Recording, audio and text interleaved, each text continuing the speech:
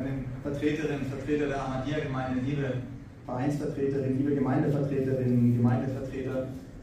Ich komme ja gerade von der Paulskirche, es wurde angesprochen, wir haben den Tag der deutschen Einheit gefeiert und ich finde, das ist ein Tag, den man feiern soll, feiern muss. Es ist ein Tag der Freude, weil wir heute auch Gäste hatten, auch aus Leipzig, unserer Partnerstadt. Wir haben seit dem 3. Oktober 1990, also just heute vor 35 Jahren, eine Städtepartnerschaft mit Leipzig.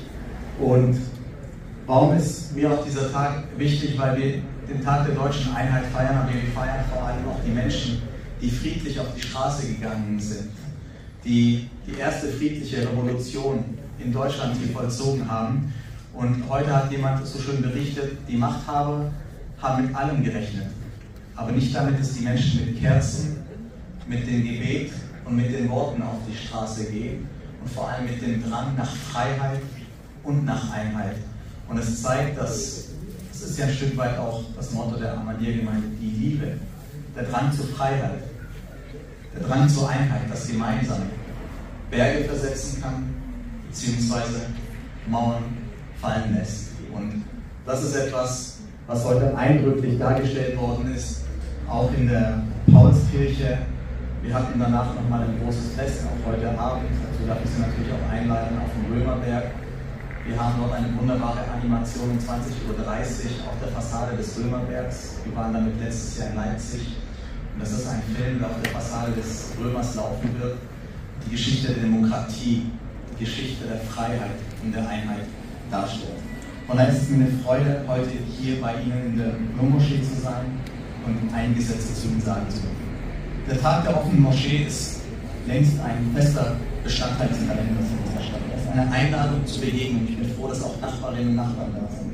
Zur Begegnung, zum Gespräch, zum Kennenlernen. Ich kann Ihnen sagen, gerade in dieser Zeit, wenn wir über Demokratie reden, wenn wir darüber reden, friedlich zusammenleben, dann gibt es kaum etwas Wichtigeres als das direkte Gespräch, die Begegnung von Angesicht zu Angesicht. In Zeiten der sozialen Medien, wo, erlauben Sie mir das so offen zu sagen, ich manchmal das Gefühl habe, dass die Menschen versuchen, Brücken zu bauen, Begegnungen zu ermöglichen, teilweise am stärksten angegriffen werden, dass wir diesen Menschen sagen, wir brauchen mehr von den Leuten, die die Begegnung ermöglichen, die versuchen, Menschen zusammenzuführen, um das friedliche Zusammenleben zu organisieren. Demokratie und die Freiheit, die Möglichkeit, ein selbstbestimmtes Leben zu führen, ist die Grundlage für ein gutes, für ein friedliches Leben, egal welchen Hintergrund man hat. Kennenlernen, Begegnungen bauen Brücken, bauen Vorurteile ab und stärken vor allem das friedliche Miteinander. Dass, wie gesagt, dieser Tag, das wurde vorhin angesprochen, jedes Jahr am 3. Oktober, unserem Tag der deutschen Einheit begangen wird, ist kein Zufall. Wir erinnern uns an diesen Tag daran, wegen dem Mauerfall, an Mauern aus Beton, aber eben auch Mauern in den Köpfen. Wir erinnern uns daran, dass Einheit und Freiheit nicht selbstverständlich ist. Erlauben Sie mir auch an so einem Tag zu sagen, das Kern der Demokratie ist die Freiheit, das selbstbestimmte Leben. Dass die Menschen, dass die Würde des Menschen unantastbar ist. Und zwar aller Menschen, nicht einzelne Menschen. Aber das Kern der Demokratie ist auch leider, dass sie sich selbst abschaffen kann. Und deswegen ist es in unserer gemeinsamen Verantwortung, für Demokratie einzustehen und nicht nur über das Vergangene zu reden, sondern über das Morgen, über die Zukunft. Weil es liegt in der Hand jedes Einzelnen, das Morgen und die Zukunft zu gestalten. Es ist an jedem Verantwortung zu übernehmen, für Freiheit, für Einheit, für Demokratie und das friedliche Zusammenleben. Wir müssen gemeinsam gestalten und sie bewahren. Und so passt es wunderbar, dass wir heute nicht nur unsere nationale Einheit feiern, sondern eben auch die Vielfalt unserer Stadt. Liebe Gemeinde, die Nur-Moschee ist ein ganz besonderer Ort. Sie ist die älteste Moschee Hessens und die zweitälteste Moschee Deutschlands. Ein Stück Religions- und Stadtgeschichte.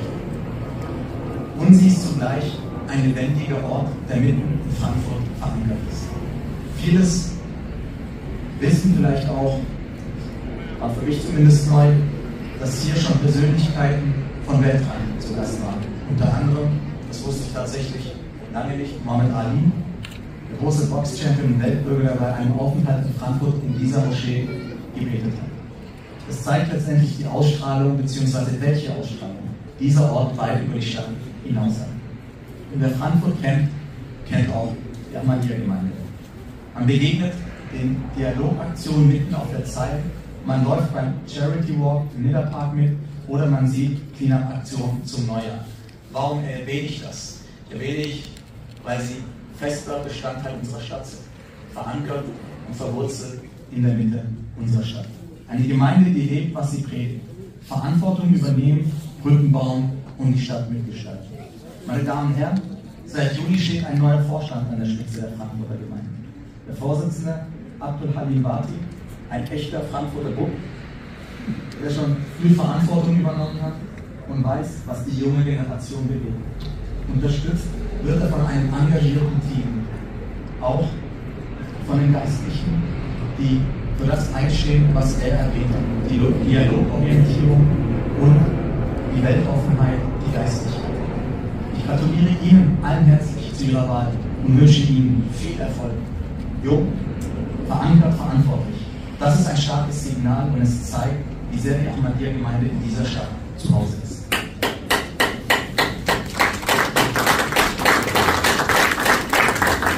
Liebe Freundinnen, liebe Freunde, Frankfurt ist eine Stadt der Vielfalt. Menschen aus über 180 Nationen sind hier zu Hause. Erlauben Sie mir auch zu sagen, Vielfalt an sich ist noch kein Wert. Die Frage ist, wie Vielfalt gestaltet wird. Synagogen, Kirchen, Moscheen und Tempel, sie alle gehören zum Gesicht unserer Stadt. Das ist eine Bereicherung für unsere Stadt. Ich kann Ihnen sagen, es gilt ja generell im Leben, wer nur in seinem eigenen Saft schmort, kann nichts dazulernen. Deswegen ist die Sicht, der Blick über den eigenen Tellerrand hinaus so wesentlich dafür, dass Gesellschaften funktionieren. Diese Vielfalt ist unsere große Stärke, aber sie ist auch eine gemeinsame Aufgabe. Sie fordert uns heraus, ein Miteinander zu gestalten, das auf Respekt und Solidarität beruht. Und genau dafür steht die Ahmadiyya-Gemeinde seit vielen Jahren. Integration leben, soziales Engagement zeigen, den Dialog suchen. Gerade in einer Zeit, in der Misstrauen und Populismus lauter werden, brauchen wir solche Zeichen. Wir brauchen offene Türen und wir brauchen Begegnungen wie heute. Die Ahmadiyya-Gemeinde, und das passt sehr gut, lebt ein Motto, das uns allen ein Kompass sein kann. Liebe für alle, Hass für keinen. Meine Damen und Herren, wir können uns über vieles streiten. Und das ist auch der Wesen einer Demokratie. Die Demokratie lebt vom inhaltlichen Streit über den richtigen Weg, dass man sich mit seiner Meinung einbringen kann. Aber wenn Hass die Grundlage der Begegnung ist, dann zeigt die Geschichte in so vielen Ländern, dass Hass zu Elend, zu Untergang und zu Verwüstung führt. Hass hat noch nie zu etwas Positivem in einer Gesellschaft geführt. Die Kategorisierung von Menschen, dass Menschen in Schubladen gesteckt werden, das Denken in wir hat nie zu etwas Gutem geführt. Deswegen erlauben Sie mir zu sagen, die Vielfalt trägt natürlich dazu bei, dass wir Debatten haben, kontroverse Diskussionen, Meinungsaustausch.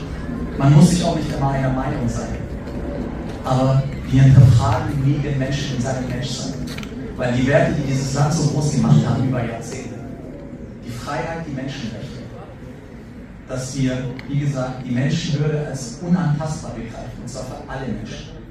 Dass wir uns gegenseitig unser Menschsein, egal welchen religiösen Hintergrund wir haben, wo wir herkommen, akzeptieren und auch so miteinander umgehen, ist die Grundlage für Frieden, für Zusammenleben, für Demokratie.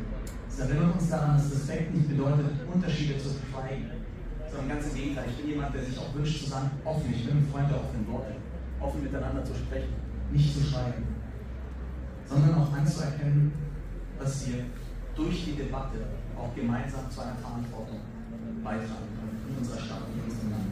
Liebe Anwesende, lassen Sie mich mit einem Gedanken schließen. Die Geschichte dieser Moschee, die Geschichte der Ahmadiyya Frankfurt und die Geschichte unserer Stadt insgesamt zeigen: Vielfalt ist keine Bürde. Sie kann ein Schatz sein. Und diesen Schatz können wir nur dann geben, wenn wir einander die Hand reichen, neugierig bleiben und im Gespräch bleiben, auch wenn wir nicht immer einer Meinung sind. Ich danke Ihnen sehr dafür, dass Sie mit dem Tag der offenen Moschee ein starkes Zeichen für Offenheit, für Dialog und für Zusammenhalt setzen. Und ich wünsche uns allen einen inspirierenden Tag mit guten Gesprächen, mit neuen Begegnungen und mit dem Gefühl, wir gehören zusammen. Vielen herzlichen Dank.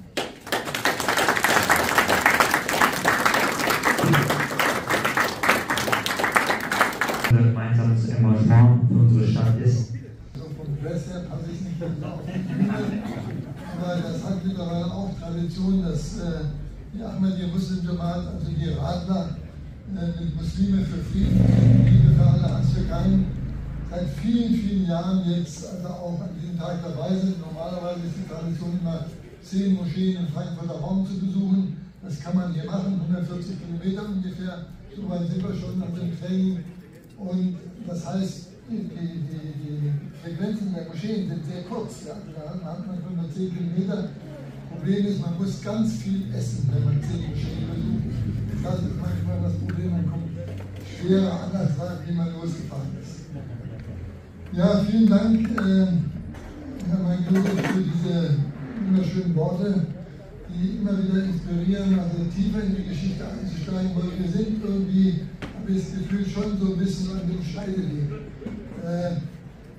75 Jahre erleben wir Frieden, ja, richtigen Frieden hier im Westen.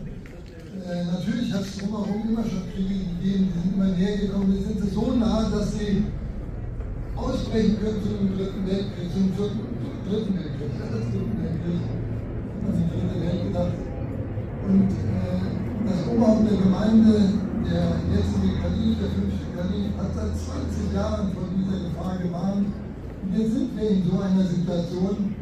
Und deswegen ist so ein Tag wie heute auch wieder eine Gelegenheit, darüber zu sprechen, miteinander zu sprechen, auch diese Brücken zu machen und dann auch mal mit jemandem zu sprechen, mit dem man sonst nicht spricht. Also wir haben eine Situation, wo wir hier im Westen jetzt nicht mehr so selbstverständlich von einer Demokratie sprechen können. Auch im Westen ist die Demokratie in Gefahr. Wenn wir auf unseren großen Freund Amerika schauen, da sehen wir, dass eine Gesellschaft zerrissen ist. Da gibt es Schwarz und Weiß. Ich meine jetzt nicht die Afroamerikaner, sondern ich meine die Republikaner und die Demokraten. Ja, das sind zwei Lager, die sich gar nicht mehr miteinander unterhalten können. Ja. Und in so einer Situation in der Welt dürfen wir nicht geraten. Deswegen müssen wir mit jemandem sprechen. Wenn wir mit Netanyahu sprechen können, dann müssen wir auch mit Putin sprechen. Dann müssen wir mit allen Menschen sprechen in dieser Welt, egal was sie machen, ob sie jetzt Kriegsverbrecher sind oder nicht. Aber wir müssen das Gespräch führen, wir müssen demokratische und diplomatische Wege finden, um miteinander ins Gespräch zu kommen, weil im Moment ist die Welt zu einem globalen Dorf zusammengewachsen und ein Konflikt in einem Teil dieser Welt kann in einen großen Konflikt ausarten. Und die ältere Generation weiß, was das heißt, was wir da erlebt haben, aber was wir erleben würden, wenn es zu einem Dritten Weltkrieg ist, das können wir uns gar nicht ausmachen. Und das sind Erlebnisse, die dann einfach nicht mehr zu ertragen sind. Im Heiligen Koran spricht man davon, dann werden die Mütter ihre Kinder verlassen. Ja? Dann werden Verwandtschaften keine Rolle mehr spielen. Dann werden die Leute einfach Zerstörung in einer Art und Weise erleben, wie es für uns Menschen nie vorstellbar war. Deswegen, kleine Schritte zum Frieden sind wichtig. Jeder soll etwas dazu beitragen. Wir haben heute eine Freitags-Football gehört. Ich glaube, die gleiche Football wurde auch hier vorgetragen. Da hat man davon gesprochen, dass auch die nachbarschaftlichen Verhältnisse wichtig sind. Ja. Also im Umkreis von 40 Häusern, hat der Prophet Mohammed gesagt, muss man sich überlegen, wie geht es meinem Nachbarn? Ja? Hat er was zu essen, hat er was zu trinken, braucht er Hilfe oder muss ich ihn vielleicht mal ein bisschen auch mäßigen oder ein bisschen ruhig stellen, wenn er ein bisschen zu laut wird. Also man muss miteinander reden. In diesem Sinne freue ich mich ganz herzlich. Herr Josef, Ihnen können wir es verdanken, so ein Magnet, der so viele Gäste heute in die Nur-Moschee gebracht hat. Ja, es war wirklich besonders. Ich hatte das Bild gesehen, als Mohammed Ali hier saß. Da unser Imam stand, Mohammed Ali kniete und die waren beide gleich groß. Ja. Das war das Bild. Und wer auch hier war zum 25-jährigen Jubiläum, das war Professor Abdus Salam.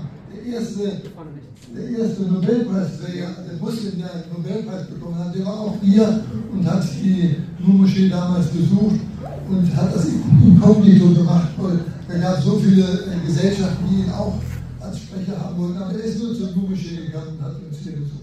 In diesem Sinne, ich glaube, jetzt kommen die lokalen, wie heißt das, diese kulinarischen Genüsse kommen jetzt zum Tragen. In diesem Sinne auch nochmal vielen herzlichen Dank an Sie und